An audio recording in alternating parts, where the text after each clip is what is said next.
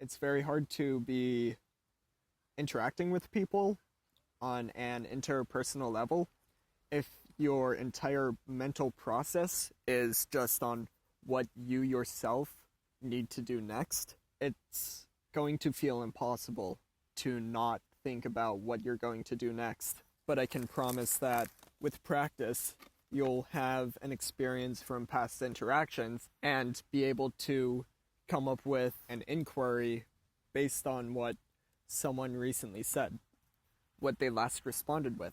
And then if they ask you a question, answer it, maybe ask them the same question back, and then ask inquiries into their answer. Doing this, you should find people with similar interests, especially if their responses sound like your responses.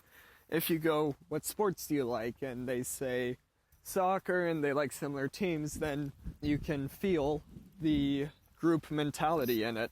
And when looking for friends, we're really looking for a group. Because if it's just your best friend, that's two people. And if it's more than one, it's a group. I'm an introvert, so whenever I need a social situation or there's a social event I want to be ready for, I have to warm up like an engine, my social engine. I have to add oil to it, warm it up, get it moving. Commonly, people associate this with alcohol.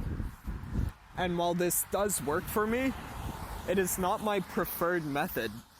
When warming up for social interactions, I would much rather have been social beforehand to warm up with micro-social interactions.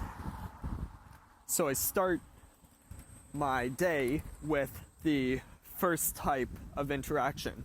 Then I move into the second type of interaction. And the second interaction is when I will start to engage in a conversation, ask questions, give responses, try to lead it somewhere, give it a form, make it nice, something memorable.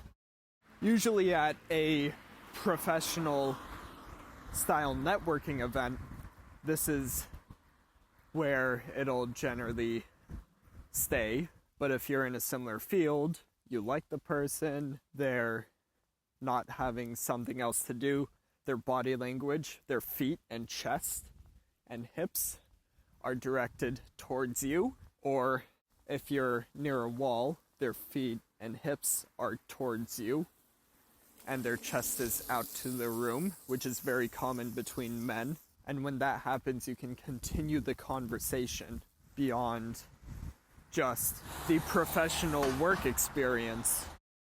Once in tier 2, anxiety creates the block between your mind and interacting with the other person. When in an anxious state, you're thinking about the future, worrying about the future, what are all these paths? And if you consider only split paths, it exponentially increases the different things that could happen, and you may try to manage all of those and try to manipulate the outcome that you want.